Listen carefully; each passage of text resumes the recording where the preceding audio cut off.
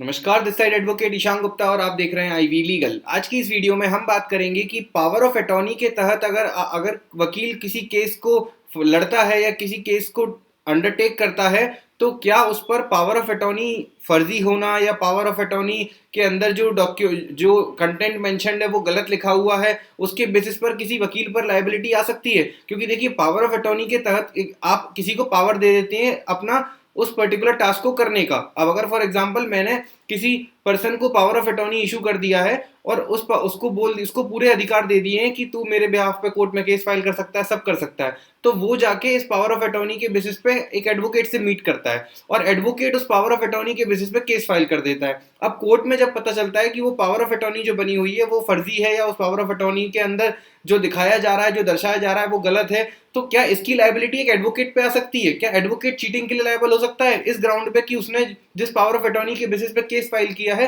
वो power of attorney फर्जी है या उसके अंदर बताए गए कंटेंट्स मिसलीडिंग है? तो देखिए, उसी चीज को क्लैरिफाई किया सुप्रीम कोर्ट ने इस इंपॉर्टेंट जजमेंट में, जो कि रिसेंटली 11 फरवरी 2025 को पास हुआ है, जिस केस का नाम है इस्माइल भाई हतू भाई Patel versus state of Gujarat. इस केस में हुआ ये था कि एक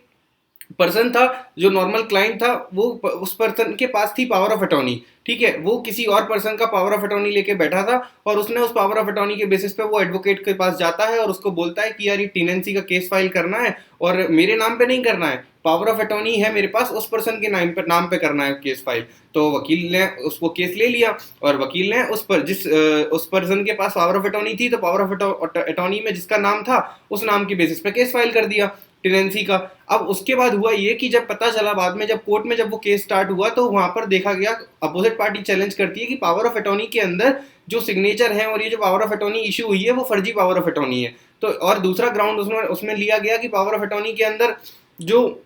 ओनरशिप दिखाई जा रही है वो पर्सन ओनर नहीं है, जो टेनेंसी का केस फाइल कर रहा है पावर ऑफ अटॉर्नी लेकर, उस पावर ऑफ अटॉर्नी के अंदर जिस पर्सन का नाम ऐसा ओनर लिखा हुआ है वो ओनर नहीं है। तो ये चीजें मिसलीडिंग है पावर ऑफ अटॉर्नी के अंदर, और ये ऐसा अपोजिट पार्टी क्लेम एलेज करती है, कोर्ट के अंदर एलिगेशन लगाती है एडवोकेट के ऊपर कि कहती है कि एडवोकेट और क्लाइंट की मिली भगत है, इन दोनों ने मिलके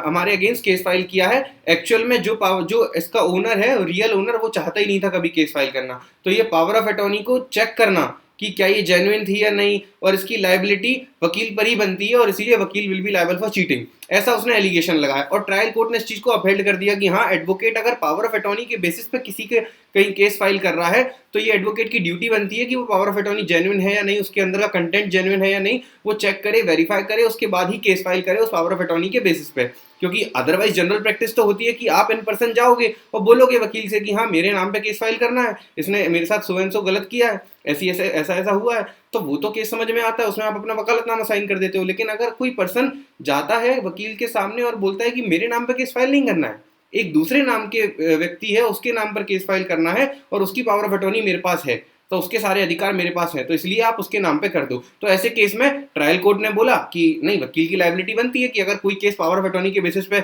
अगर आप फाइल करते हो तो उसकी जेन्युइननेस को चेक करो, अदरवाइज इस केस में वकील को चीटिंग के लिए लायबल कर दिया गया कि आपने चीटिंग करी है और आपने क्लाइंट के साथ मिलजुल कर और ये गलत किया है। अब उसके बाद क्या हुआ, ट्रायल कोर्ट के बाद अपील करी गई हाई कोर्ट में, तो हाई कोर्ट ने भी ट्रायल कोर्ट की फाइंडिंग को अपहेल्ड कर दिया और बोला कि हाँ, वकील की ड्यूटी बनती है जेन्युइननेस चेक करना। फिर ये मैटर पहुंचा सुप्रीम कोर्ट, और सुप्रीम कोर्ट ने इस चीज को अप्रिशिएट किया और कहा कि जब सुप्रीम कोर्ट के पास मैटर आया तो उन्होंने कहा कि when a litigant claiming to be a power of attorney holder of others approaches a member of bar and shows him the original power of attorney and engages him to file a case, advocate is not expected to get the genuineness of power of attorney verified unless he has a reasonable doubt about its genuineness। तो यहाँ पर clear किया supreme court ने कि भाई, वकील की duty नहीं है कि पावर ऑफ अटॉर्नी की जेन्युइननेस को वेरीफाई करे। वो अगर उसके पास कोई बंदा आया है, अगर वो इन पर्सन फाइल कराना चाहता है केस, तो वो वकालतनामा ले आए, अगर वो इन पर्सन फाइल कराना नहीं चाहता है तो किसी पावर ऑफ अटॉर्नी किसी और के नाम पे कराना चाहता है तो वो उसकी पावर ऑफ अटॉर्नी ले आए। उस पावर ऑफ अटॉर्नी को जेन्युइन है या नहीं ये चेक करना वकील की ड्यूटी नहीं है, and it is not at all expected from an advocate, ठीक है। और इसीलिए इस प्रेजेंट केस में जो ट्रायल कोर्ट और हाई कोर्ट ने वकील को कन्विक्ट किया था ऑन द ग्राउंड की आपकी लायबिलिटी बनती है पावर ऑफ अटॉर्नी को चेक करना, क्योंकि आपने नहीं किया उसकी जेन्युइननेस को चेक, तो इसलिए आपको चीटिंग के लिए लायबल किया जाता है। उस चीज को सेट असाइड करते हुए कोर्ट ने क्लियर किया कि the chargesheet we find that no case was made out to proceed against the appellant. Appellant यहाँ पर हमारा प्रेजेंट केस में एडवोकेट थे, to frame charges against the advocate, और इसीलिए जो इम्प्यून जजमेंट पास हुआ था ट्रायल कोर्ट के द्वारा वो सेटिसाइड कर दिया गया, और जो हाई कोर्ट के द्वारा पास हुआ था वो भी सेटिसाइड कर दिया गया, और उसी के कंटिन्यूएंस में डिस्चार्ज कर दिया गया प्रेजेंट अपीलेंट को from the criminal proceeding arising out of CR number so and so. ठीक है, तो इस तरह से ये क्लियर हुआ पोजीशन लॉ में कि अगर आप पावर ऑफ अटॉर्नी के बेसिस पे कोई एडवोकेट केस फाइल करता है तो ये एडवोकेट की ड्यूटी नहीं है कि वो पावर ऑफ अटॉर्नी को की जेन्युइननेस को चेक करे। अब आपका क्या विचार है इस पर लीगल पोजीशन में, क्या एडवोकेट की ड्यूटी होना चाहिए पावर ऑफ अटॉर्नी के बेसिस पे केस फाइल करना, क्योंकि एडवोकेट भी तो एक रेप्यूटेड पोजीशन है, वो अगर केस वो किसी के अगेंस्ट केस फाइल करने जा रहा है उस डॉक्यूमेंट के बेसिस पे, तो क्या उसकी ड्यूटी बनना चाहिए चेक करने की, या कौन सी अथॉरिटी है जिसके ऊपर ये काम डेलीगेट कर देना चाहिए कि उससे अगर आप वेरीफाई करके लाएंगे पावर ऑफ अटॉर्नी को तो ही हम केस फाइल करेंगे। तो आपके क्या विचार है इस पर कमेंट सेक्शन में मेंशन करें। Goodbye, thank you.